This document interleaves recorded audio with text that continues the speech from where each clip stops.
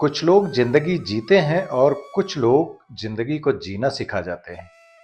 कुछ लोग अपने सपनों के लिए जीते हैं और कुछ लोग अपने सपनों के लिए एक पूरा देश जगा देते हैं।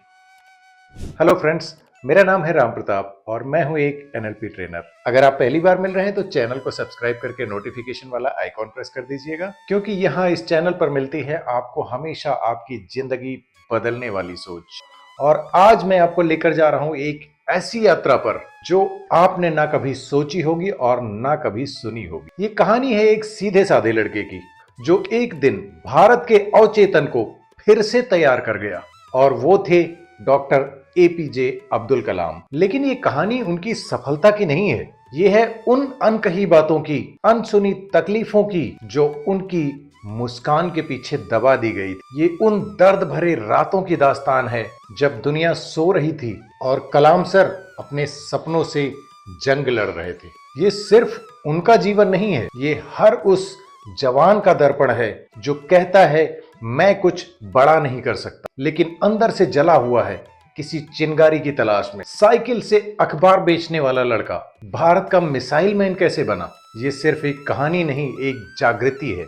और एक बात याद रखना, इस वीडियो को देखने के बाद आप वो इंसान नहीं रहेंगे जो अभी हैं। आपके सोचने का तरीका बदल जाएगा, आपका दर्द भी एक नया मतलब निकालेगा, और हो सकता है आपके अंदर छुपा हुआ, आपके अंदर सोया हुआ एक कलाम आज जाग जाए। तो जुड़ जाइए मेरे साथ एक ऐसी अनकही यात्रा पर जहां दर्द सपना बन जाता है और सपना देश की तकदीर लिखता है।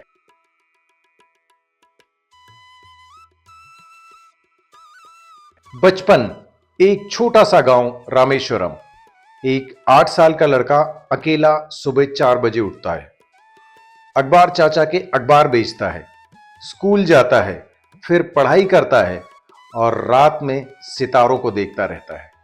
But behind those stars was pain. क्या आप जानते हो, कलाम साहब के पिताजी एक मजहबी नेता थे और उनके सबसे अच्छे दोस्त एक हिंदू पंडित। वो दोनों अपने बच्चों को सिखाते थे, मजहब नहीं सिखाता आपस में बैर करना। लेकिन विभाजन के बाद दोस्त छूट गए, मोहब्बतें बिखर गई और कलाम ने छोटी उम्र में ही सीख लिया, दुनिया का सबसे बड़ा दर्द है भेदभाव।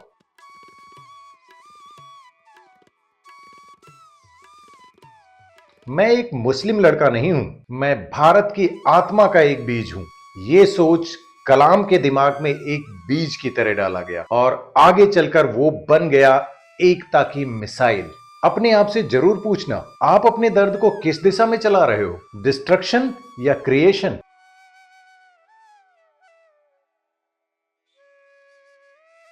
वो पायलट बनना चाहते थे, इंडियन एयरफोर्स के पायलट, पर जब सिलेक्शन का रिजल्ट आया उनका नाम नहीं था। क्या आप समझ सकते हो, जिस सपने को उन्होंने पल पल जिया हो उसका एक सेकंड में बिखर जाना। कलाम साहब के शब्द, मैं उस दिन टूट गया था पर मुझे टूटने में एक और आवाज सुनाई दी, तेरा असली काम उड़ान भरना नहीं है, दूसरों को उड़ान देना है। जब एक सपना गिरता है ना तो दूसरा सपना ऑटोमेटिकली जाग जाता है। वो पायलट नहीं बने पर उन्होंने इंडिया की मिसाइलों को उड़ान दी। सोचने वाली बात है, जब आपके सपने टूट जाएंगे, क्या आप उनकी राख में से नया जुनून बना सकते हैं?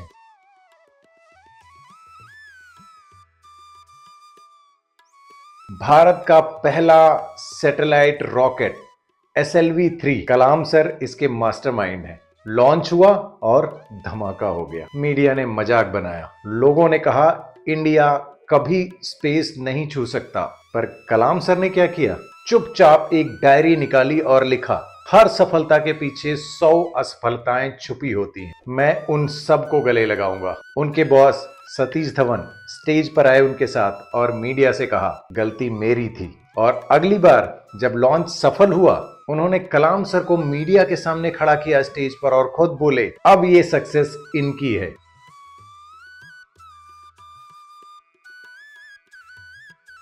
कलाम सर ने उस पल को एंकर किया। सच्चे नेता जो होते हैं ना, वो गलतियों का श्रेय लेते हैं और सफलता का उपहार बांटते हैं। यहाँ एक NLP की टेक्निक आती है, आपको देखना होता है कि आपकी असफलताओं में कौन सी पावर छुपी है, उसे एंकर करो।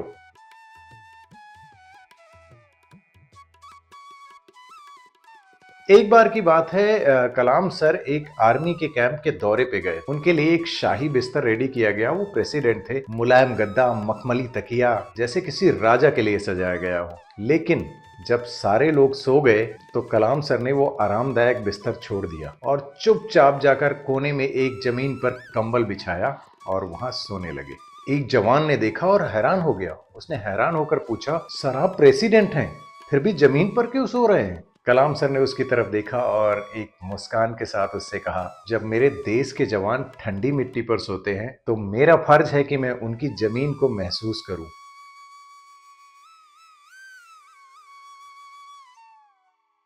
राष्ट्रपति बनने के बाद भी कलाम सर ने अपनी इंद्रियों को हमेशा हमेशा विनम्र बनाए रखा। उन्होंने अपने मन को इतनी गहराई से ट्रेन कर रखा था कि वो हर सिपाही का, हर नागरिक का दर्द महसूस कर सकते थे। उन्होंने देखा सैनिकों की थकी हुई आंखों का सच, उनके कानों ने सुना उनके दिल में दबा हुआ दर्द और थकान, उनके हाथों ने महसूस किया वो ठंडी जमीन जहां वो सोते थे। यही थी उनकी असली शक्ति, उनका दिल, उनका कनेक्शन और उनकी संवेदनशील सोच। अगर आप भी कलाम सर के जैसा सेंसरी सिस्टम अपने भीतर चाहते हो ना, तो हर हफ्ते कम से कम एक बार अपने आप को दूसरे के जूतों में रख। एक दिन उस इंसान की नजर से पूरी दुनिया को देखो जिसका दर्द तुमने कभी महसूस तक नहीं किया हो। तभी तुम संवेदना का असली अर्थ समझ पाओगे। तभी तुम एक ऐसा भारत रचने में योगदान दोगे जहां दिल सिर्फ धड़केंगे नहीं, दूसरों का दर्द भी समझेंगे। 27 जुलाई 2015 IIM शिलोंग का स्टेज। टॉपिक था creating a liveable planet earth. वो बोल रहे थे, सपने दिखा रहे थे और फिर एक पल में उनका हार्ट रुक गया।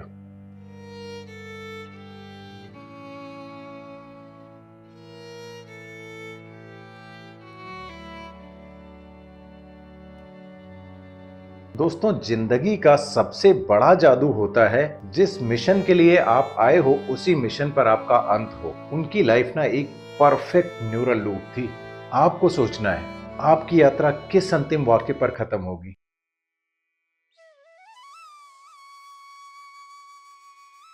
चलो अब कलाम साहब की वाइब्रेशंस को 3 गहरी सांसों में एंकर करते हैं। पहली गहरी सांस लो और मन में दोहराओ, मैं सिर्फ एक व्यक्ति नहीं हूं, मैं एक मिशन हूं। दूसरी गहरी सांस लो और दिल से कहो, मुझे पैसे नहीं चाहिए, मुझे प्रेरणा चाहिए। तीसरी गहरी सांस लो और अपनी आत्मा से महसूस करो, मुझे भारत का भविष्य चाहिए, सुंदर, समर्थ और शक्तिशाली। अब कुछ पल बस इस ऊर्जा को अपने भीतर बसने दो, अपने दिल में बसने दो। यही थी कलाम साहब की वाइब्रेशन और अब यही बन सकती है आपकी भी पहचान। अगर इस कहानी ने जरा सा भी आपके दिल को छुआ हो तो कमेंट में जरूर लिखना, मैं भी कलाम बनने की राह पर हूं। और अगर आप चाहते हैं कि मेरा हर एक वीडियो आपकी सोच का सॉफ्टवेयर रीवायर करे तो चैनल को सब्सक्राइब करके नोटिफिकेशन वाला आइकॉन प्रेस करना बिल्कुल मत भूलना, क्योंकि ये सिर्फ एक चैनल नहीं है, ये एक भावनात्मक जागृति की मुहिम है, एक नई चेतना की क्रांति। ये एक आंदोलन है सोच को बदलने का,